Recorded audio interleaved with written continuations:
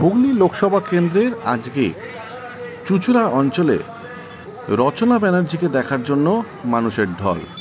বিশেষ করে আজ চোখে পড়ল বাড়ির মহিলারা।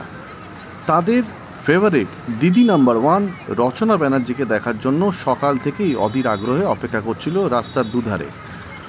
ফুল এবং মালা নিয়ে রচনা ব্যানার্জিকে আহ্বান জানানোর জন্য হুগলির মহিলারা কিন্তু প্রস্তুত ছিল।